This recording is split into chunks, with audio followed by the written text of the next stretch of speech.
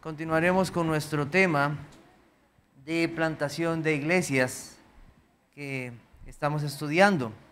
Y como ustedes vieron, ya hemos considerado la gran comisión que está en Mateo capítulo 28, versículos 18 hasta el 20. Ahí encontramos lo que el Señor mandó a la iglesia, a su pueblo. Y entonces, ahora nos vamos a trasladar al libro de los Hechos, como habíamos mencionado. Haremos un pequeño repaso de algunas cosas y los otros domingos también consideraremos otras. Entonces, iniciaremos en Hechos capítulo 1, versículo 6. Vamos a hacer una lectura ahí, Hechos capítulo 1, versículos del 6 al 8. Entonces los que se habían reunido le preguntaron diciendo: Señor, ¿restaurarás el reino a Israel en este tiempo? Él les dijo: no os toca a vosotros saber los tiempos o las sazones que el Padre puso en su sola potestad, pero recibiréis poder cuando haya venido sobre vosotros el Espíritu Santo, y me seréis testigos en Jerusalén, en toda Judea, en Samaria y hasta lo último de la tierra. En estas palabras vemos que los discípulos de Cristo tenían un deseo de que Israel volviera a ese reino anhelado que tuvieron en el pasado, bajo un rey, ya sea como David o Salomón. Ellos anhelaban y pensaban que todavía que había una restauración a nivel político, a nivel de un gobierno establecido donde habría un reino en este mundo instituido por Cristo en ese momento. Y ellos tenían esa preocupación. No comprendían claramente el propósito del Señor de que, en primer lugar, su reino no era de este mundo. Y también que ellos tenían que pensar más allá de Israel como pueblo, como ya se les había mandado, en una labor de llevar su palabra, llevar su evangelio a todas las naciones. Y es interesante que este pensamiento guió mucho de lo que pasó en los primeros capítulos del libro de los Hechos. Esa restauración del pueblo de Israel, ese pensamiento que solamente a los judíos, guió mucho del pensamiento de ellos y lo que hicieron. Pero claramente el Señor les dice que ellos debían ser testigos de Él, no solamente ahí, sino en muchos otros lugares, Judea, Samaria, hasta lo último de la tierra. ¿Qué tenían los discípulos de Cristo para hacer esta labor? ¿Qué tenían? Ellos tenían las Escrituras, tenían las palabras de Cristo, tenían su evangelio, tenían todo el Señor. Y ahora, además de eso, el Señor les dice que Él cumplirá su promesa en enviar su Espíritu Santo y darles el poder necesario para llevar el mensaje del Evangelio a todas las naciones. Entonces buscamos ahora Hechos capítulo 2, versículos del 1 al 11. Dice: cuando llegó el día de Pentecostés estaban todos unánimes juntos, y de repente vino del cielo un estruendo como de un viento recio que soplaba, el cual llenó toda la casa donde estaban sentados. Y se les aparecieron lenguas repartidas como de fuego, asentándose sobre cada uno de ellos. Y fueron todos llenos del Espíritu Santo y comenzaron a hablar en otras lenguas, según el Espíritu les daba que hablasen. Moraban entonces en Jerusalén judíos, varones piadosos de todas las naciones bajo el cielo. Y hecho este estruendo, se juntó la multitud y estaban confusos, porque cada uno les oía hablar en su propia lengua. Y estaban atónitos y maravillados, diciendo: mirad, ¿no son galileos todos estos que hablan? ¿Cómo? Pues les oímos nosotros hablar cada uno en nuestra lengua en la que hemos nacido. Partos, medos, elamitas y los que habitamos en Mesopotamia, en Judea, en Capadocia, en el Ponto y en Asia, en Frigia, Panfilia, en Egipto y en las otras regiones de África más allá de Cirene, y romanos aquí residentes, tanto judíos como prosélitos, cretenses y árabes, les oímos hablar en nuestras lenguas las maravillas de Dios. Con este hecho asombroso y portentoso, que no se repitió otra vez, Fue algo maravilloso que el Señor hizo. Anunció ese evangelio para todas las naciones, llevando la palabra de Dios en los idiomas para cada una de esas regiones. Y nosotros vemos que Dios obra en todos los oyentes y hay una gran conversión. Vamos a buscar versículos 41 al 47. Dice: así que los que recibieron su palabra fueron bautizados, y se añadieron aquel día como 3,000 personas, y perseveraban en la doctrina de los apóstoles, en la comunión unos con otros, en el partimiento del pan y en las oraciones. El Señor en su misericordia toca los corazones de muchos de los que están ahí, escuchan la palabra, Dios abre sus corazones, se arrepienten y comienza el Señor a formar esa iglesia guiada por el Espíritu Santo y por sus siervos, los apóstoles, que enseñaban la palabra de Dios. Pero entonces vemos que es ahí, en ese lugar. Estamos en medio de Pentecostés, la celebración judía, y hay enseñanza de la palabra de Dios a muchos también de los que llegaban en esos tiempos por ahí. En Hechos capítulo 6, vamos a Hechos ahora capítulo 6, versículos 1 y 2. Hechos capítulo 6. Dice: en aquellos días, como creciera el número de los discípulos, hubo murmuración de los griegos contra los hebreos, de que las viudas de aquellos eran desatendidas en la distribución. Entonces los 12 convocaron a la multitud de los discípulos y dijeron: no es justo que nosotros dejemos la palabra de Dios para servir las mesas. Allí tenemos un versículo donde dice que ellos estaban reunidos, los discípulos. Están todos juntos, todavía no han salido a hacer lo que el Señor les ha dicho. Están todavía todos juntos, no hay esa labor de ir y predicar el evangelio a otros lugares, están haciéndolo ahí mismo. Entonces sucede algo, el Señor en su poder, Él cumple lo que ha dicho, van a ir a todas las naciones. Vamos entonces a Hechos capítulo 11, Hechos capítulo 11. Lo que voy a leer está en relación a algo que había pasado entonces en Hechos 8, pero vamos a Hechos capítulo 11, versículo 19. Dice: ahora bien, los que habían sido esparcidos a causa de la persecución que hubo con motivo de Esteban, pasaron hasta Fenicia, Chipre y Antioquía, no hablando a nadie la palabra de Dios, sino a los judíos. Pero había entre ellos unos varones de Chipre y de Cirene, los cuales, cuando entraron a Antioquía, hablaron también a los griegos, anunciando el evangelio del Señor Jesús. Nos dice que algo pasó. ¿Qué fue lo que pasó? Hechos 8 nos dice qué fue lo que pasó. Hechos 8 nos comenta lo que había sucedido. La Biblia nos dice lo siguiente, de los versículos del 1 al 5. Y Saulo consentía en su muerte. En aquel día hubo una gran persecución contra la iglesia que estaba ¿en dónde? En Jerusalén. Y todos fueron esparcidos por las tierras de Judea y de Samaria, salvo los apóstoles. Y hombres piadosos llevaron a enterrar a Esteban e hicieron gran llanto sobre él. Y Saulo asolaba la iglesia, y entrando casa por casa arrestaba a hombres y a mujeres y los entregaba en la cárcel. Pero los que fueron esparcidos iban por todas partes anunciando el evangelio. ¿Qué estamos viendo aquí? Los discípulos del Señor se están quedando, no están saliendo a predicar el evangelio, no están llevando el evangelio a otras naciones. Y entonces, ¿qué trae Dios? Soberanamente, un hombre de Dios llamado Esteban predica el evangelio. Y a causa de esa predicación, él es muerto.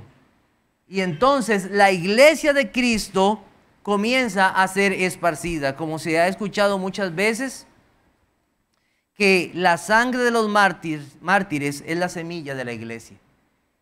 Esta muerte fue usada por el Señor y determinada soberanamente para que la iglesia de Cristo fuera y predicara el evangelio a otras naciones. Fueron esparcidos por muchos lugares.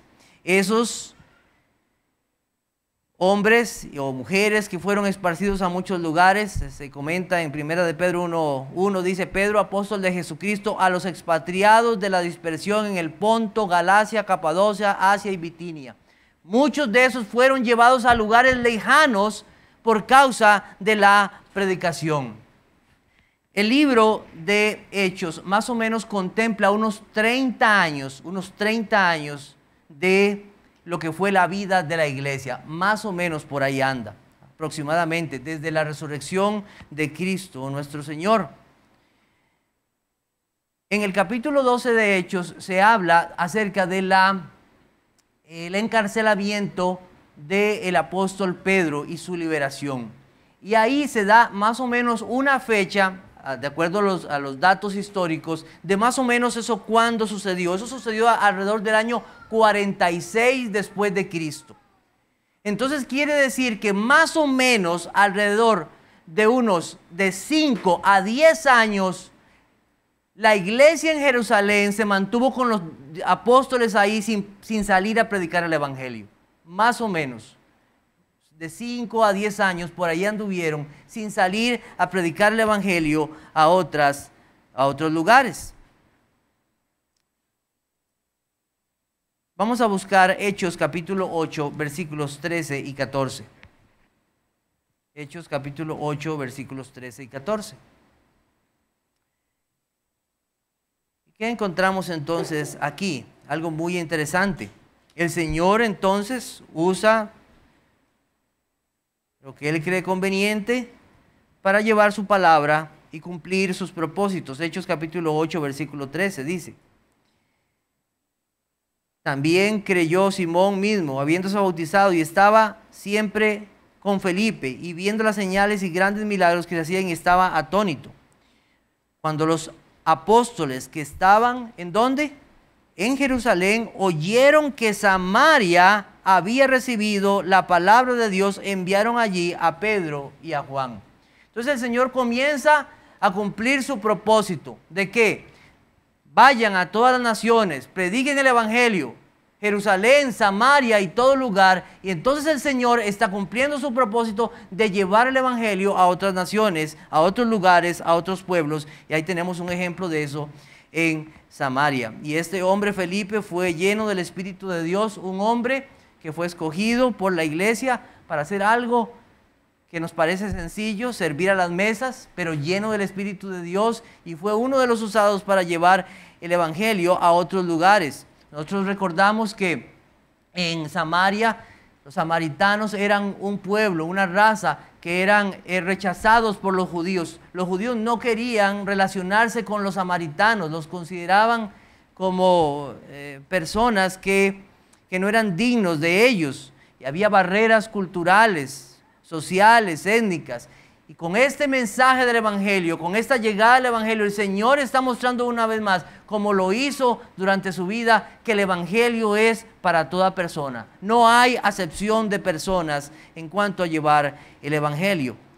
Pero como les dije, los apóstoles siguen todavía en Jerusalén. Hechos capítulo 10. Vamos a Hechos capítulo 10. En Hechos capítulo 10 se nos relata algo muy interesante acerca del apóstol Pedro y de un hombre llamado Cornelio. Dice el versículo 1: había en Cesarea un hombre llamado Cornelio, centurión de la compañía llamada La Italiana, piadoso y temeroso de Dios con toda su casa, y que hacía muchas limonas al pueblo y oraba a Dios siempre, pero no era salvo. Pero el Señor tuvo en su misericordia salvarlo. ¿Qué necesitaba este hombre? El evangelio del Señor Jesucristo. Tuvo una visión, el Señor le reveló algo. A Pedro también le reveló lo mismo, y Pedro es enviado a este hombre para predicar el evangelio. Y vamos a ver el versículo 34, vamos a ver desde el versículo 28 tal vez, qué es lo que sucede aquí. Entonces Pedro llega a donde está este hombre reunido con su familia para escuchar el evangelio.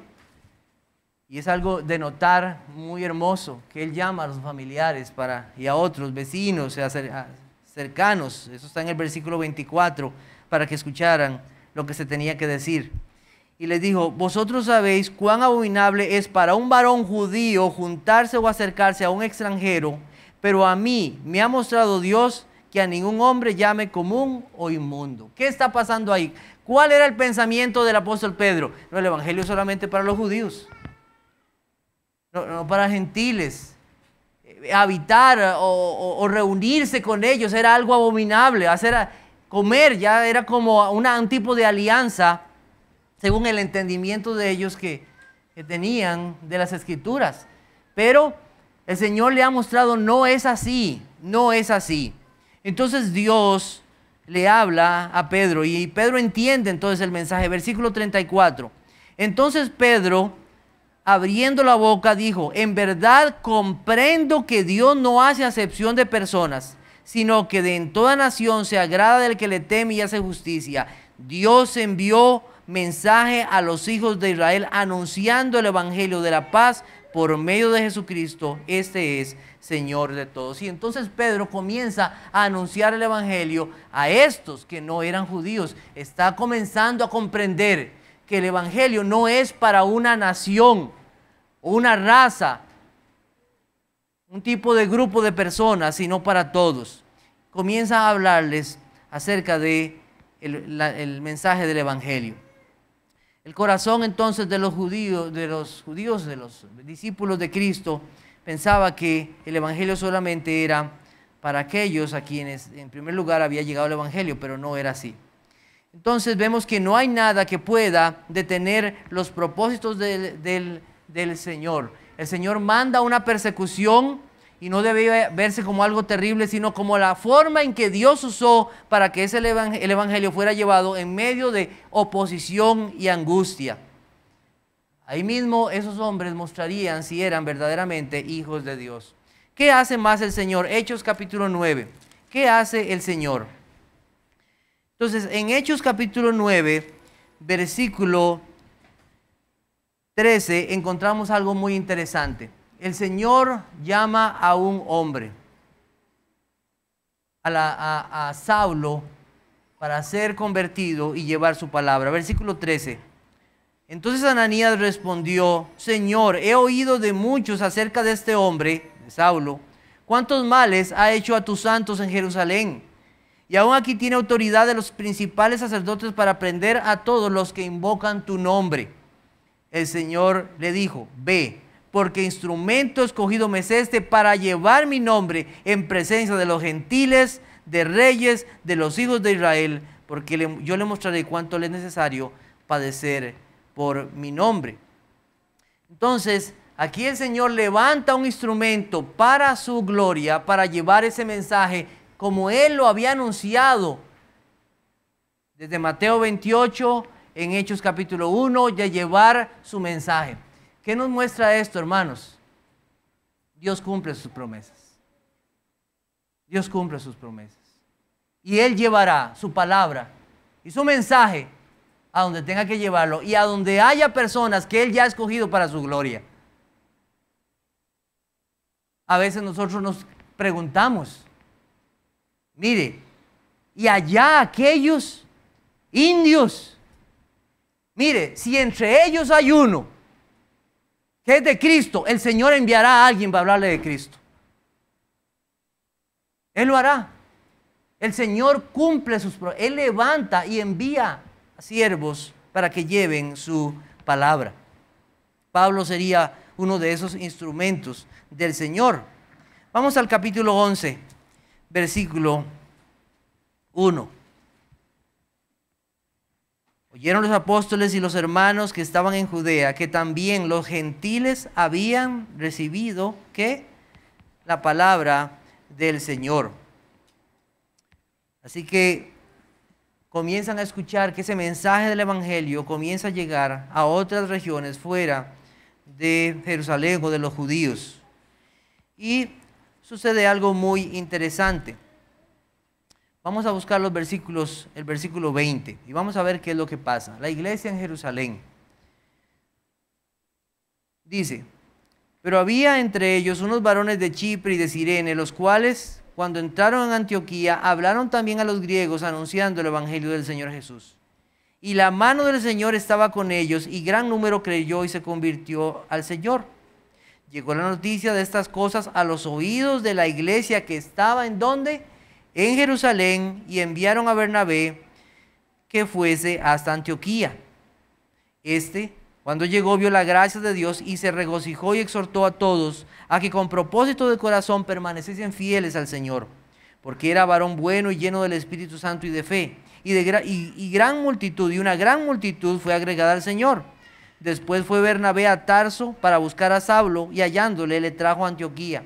Y se congregaron allí todo un año con la iglesia y enseñaron a mucha gente, y los discípulos se les llamó cristianos por primera vez en Antioquía.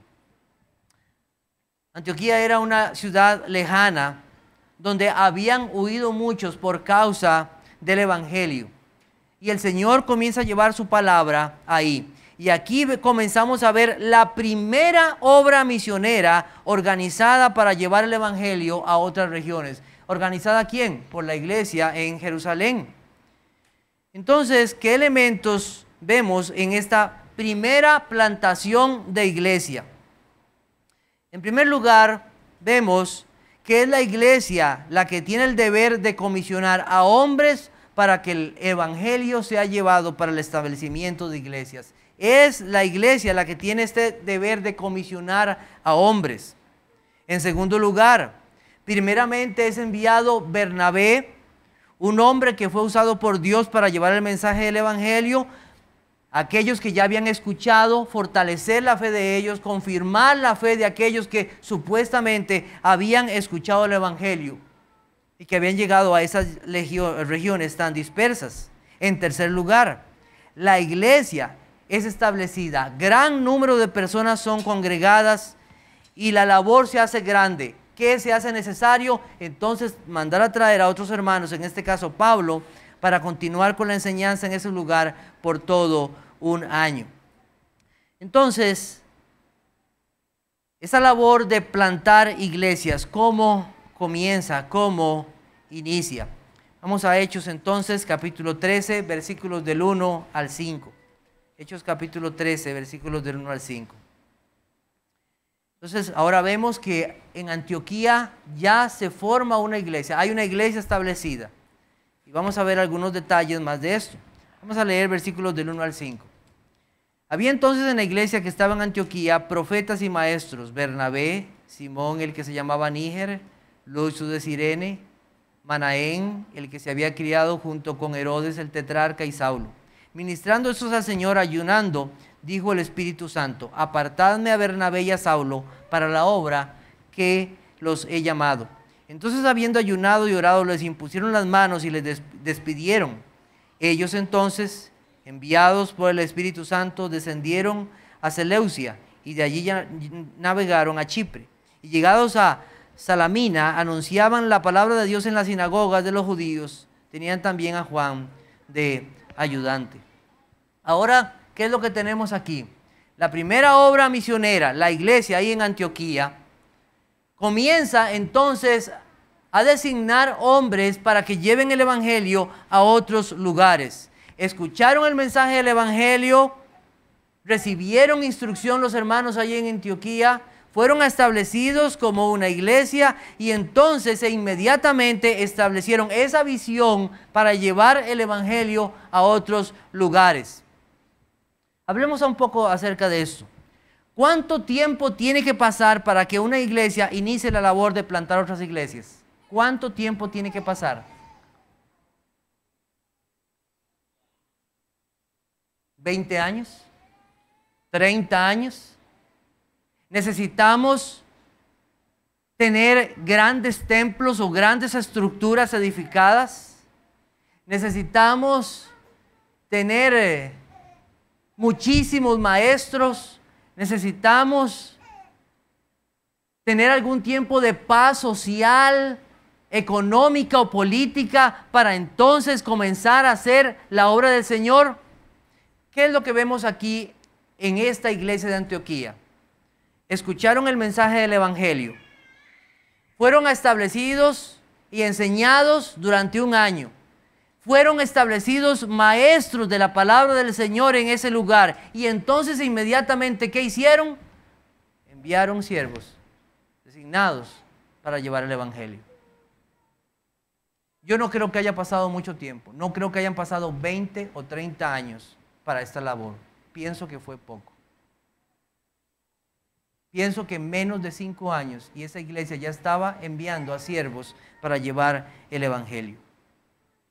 Una iglesia constituida, una iglesia donde estén los discípulos del Señor, que sean personas que se han comprometido con esta iglesia y hombres designados para cuidar esta iglesia y enseñar la palabra de Dios, es lo que se necesita para entonces inmediatamente comenzar a llevar el evangelio a otros lugares. Es muy interesante que ahí en Antioquía se les llamó a los discípulos de Cristo cristianos por primera vez. Y esto muy posiblemente está relacionado a algo, en primer lugar, que siguen a Cristo, pero también a aquellos que fueron despreciados por causa de Cristo, como habla primera de Pedro 4:16. Así que no debemos esperar buenos tiempos en términos humanos para iniciar la plantación de otras iglesias. La iglesia está en un mundo malo. La iglesia nunca ha estado en un mundo bueno, en un mundo donde las condiciones son perfectas. No lo hay. La iglesia está llamada a enseñar, a predicar el evangelio, establecer discípulos, enviar a otros para que también ellos establezcan iglesias. Y todo esto a través de una iglesia fundamentada. ¿Qué debe pensar la iglesia? Bíblicamente debe pensar entonces en establecer muchos ministerios para las iglesias, en edificios grandes, en conferencias u otras actividades que puedan en sí tal vez no ser malas. La iglesia entonces debe poner como prioridad, después de estar inmediatamente establecida,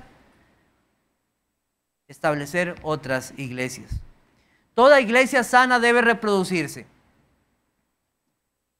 Un matrimonio sano,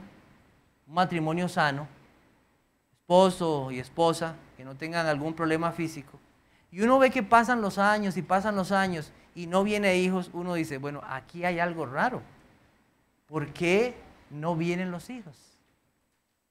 ¿Qué debemos de esperar de una iglesia sana entonces? ¿Qué? Que tenga hijas espiritualmente. Una iglesia que se reproduce. Si no, algo anda mal con esa iglesia. Si pasan los años y los años y esa iglesia no busca establecer, algo mal hay en ese, porque toda iglesia sana debe de reproducirse. En segundo lugar, es la iglesia la que tiene la misión de plantar iglesias. Como ya hemos dicho y como hemos visto en unos pocos pasajes, es la iglesia la que comenzó esta labor. No es la labor de una institución u organización paraeclesiástica. Estas organizaciones paraeclesiásticas que envían misioneros tienen buenas intenciones, porque la verdad es que tienen buenas intenciones, pero no es lo que Dios manda. Estas organizaciones están desligadas de la iglesia, funcionan bajo su propia organización, no hay en ellas un sentido de iglesia, no tienen un orden bíblico. No pueden establecer una disciplina bíblica eclesiástica porque no hay una iglesia. No se celebran las ordenanzas del Señor. ¿Por qué? Porque no son iglesia. No hay pastores establecidos por la iglesia. Y casi siempre, avanzado el tiempo, llega un momento donde la organización de esos grupos se vuelve más importante que una labor guiada por el Espíritu Santo. Como su nombre lo indica, organizaciones paraeclesiásticas tienen el propósito de ayudar a la iglesia, pero no es el orden bíblico ni lo correcto. Muchos hombres huyendo de situaciones difíciles que han tenido en iglesias y con el propósito de recaudar fondos sin estar comprometidos con la iglesia, han visto como esta la opción para llevar el evangelio a otros lugares. Pero eso es pragmatismo, hacer lo que sirve de forma práctica. Y nosotros no estamos aquí para hacer las cosas de forma que sea práctica, sino para ser fieles al Señor Jesucristo. Entonces la iglesia es la que tiene la labor de llevar el evangelio y de establecer iglesias. No está dado a organizaciones o a asociaciones. En tercer lugar, es la iglesia que designa hombres para la labor de plantar iglesias. Y aunque esta frase es obvia, parece que no es tan obvia hoy día. ¿Por qué? Porque se manda a mujeres a plantar iglesias. Deben ser hombres designados por Dios para hacer esta labor. Estos hombres deben tener el llamado, el carácter y la confirmación de la iglesia para esta labor. Y la otra semana veremos un poco más en detalle acerca de esto.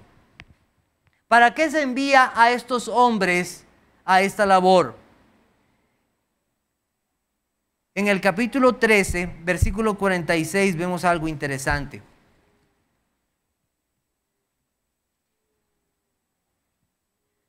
Versículo 46.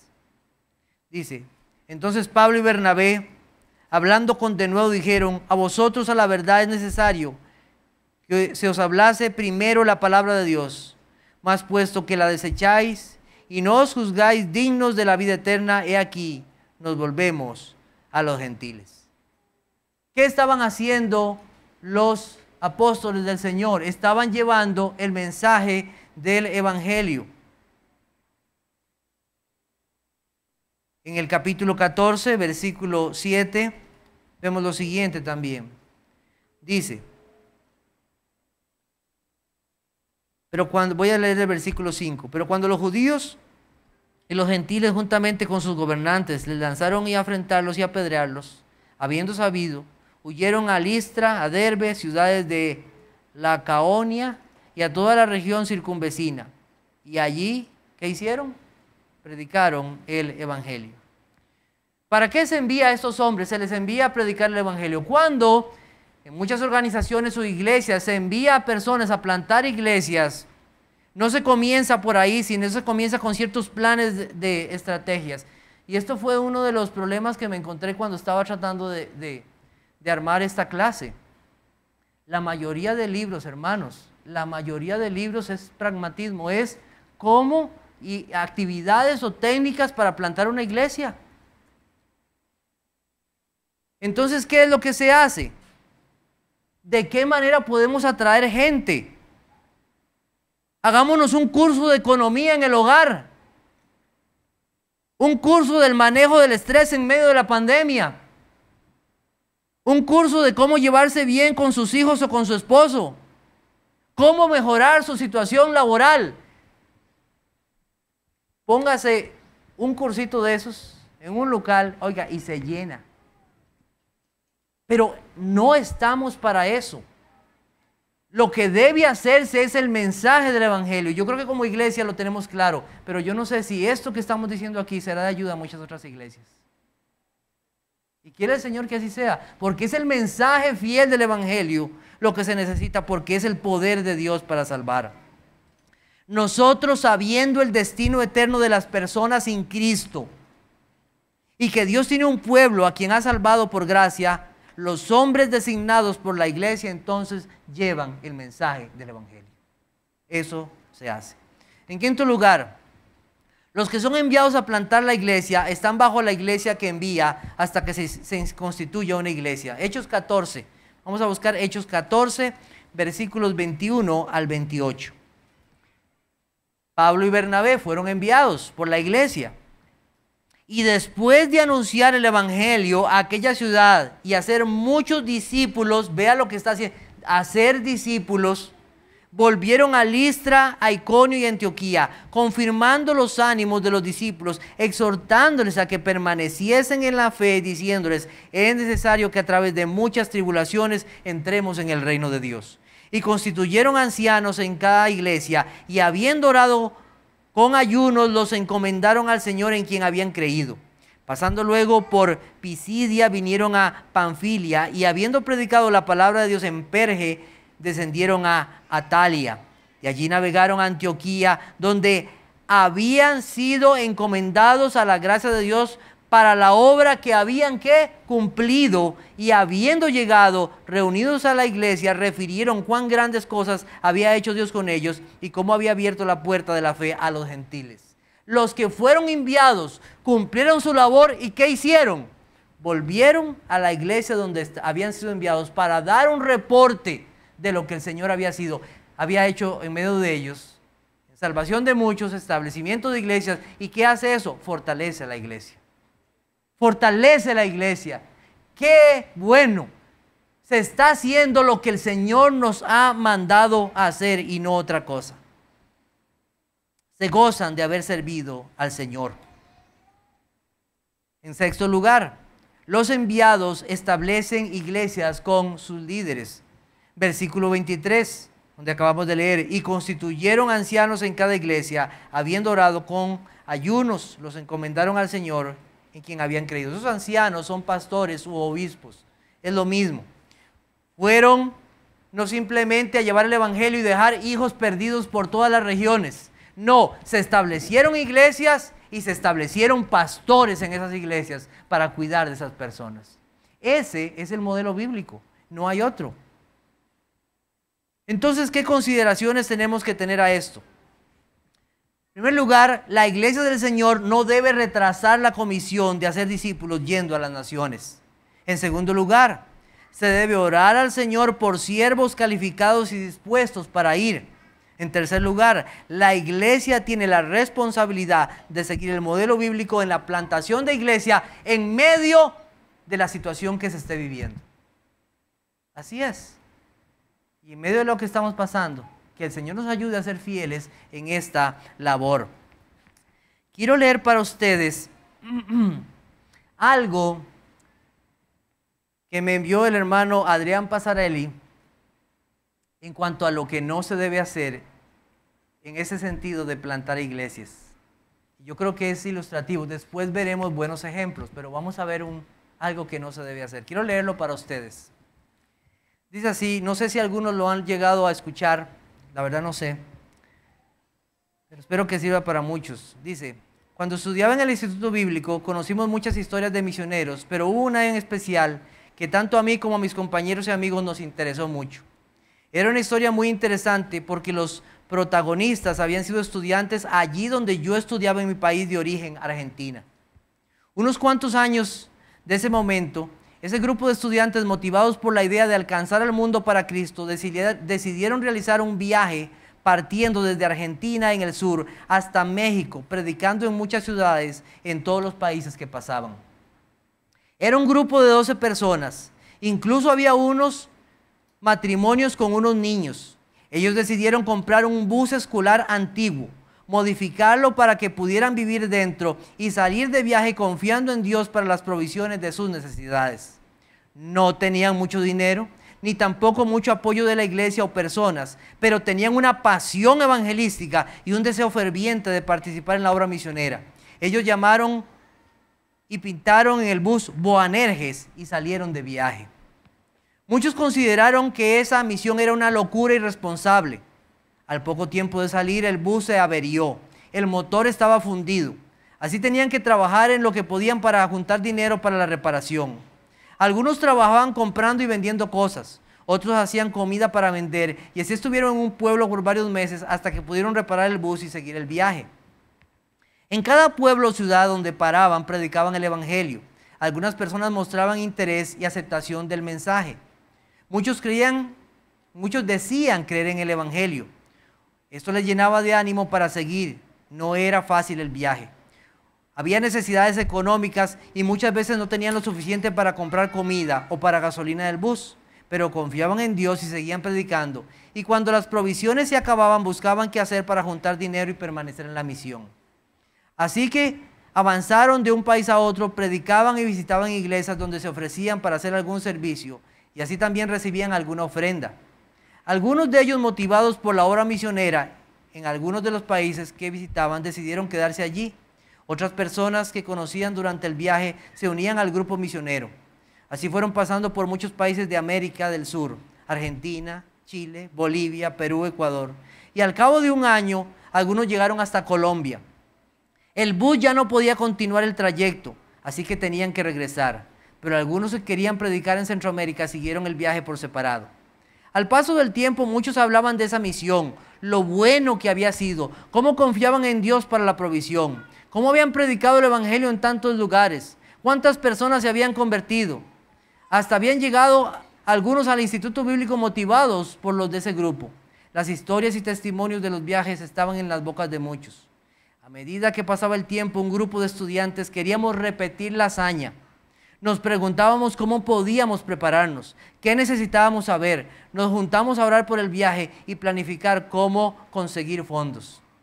Uno de mis compañeros del grupo dijo que sería bueno procurar hablar con algunos de los ex integrantes de ese grupo.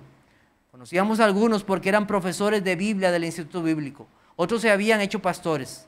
Así que en un determinado momento fuimos a hablar con uno de ellos. Al llegar a la oficina de ese misionero, un compañero mío y yo le contamos con mucha pasión cómo nos había impactado la historia de ese viaje y que nosotros queríamos repetir la historia. Estábamos dispuestos a lo que fuera para llevar la palabra y extender el reino. El misionero escuchó con seriedad y luego con mucha paciencia empezó a contarnos varias adversidades del viaje. Pero nosotros pensábamos que lo decía para ver si teníamos convicción misionera, así que seguíamos insistiendo en ir. Él nos habló del problema de la falta de apoyo económico, de las necesidades que pasaron, de la negligencia en algunos casos de involucrar a familias y niños en esa situación y otros aspectos negativos de esa misión. Pero finalmente dijo algo que era lo más importante, lo más significativo. ¿Qué va a pasar con las personas que se convertían? ¿A qué iglesia van a ir? No está bien ir dejando huérfanos espirituales por todos lados. Yo creo que debían canalizar sus esfuerzos en apoyar un proyecto de plantación de iglesia y que evangelicen en esos lugares para que las personas que vengan a Cristo se congreguen allí. Salimos sumamente desanimados de esa oficina.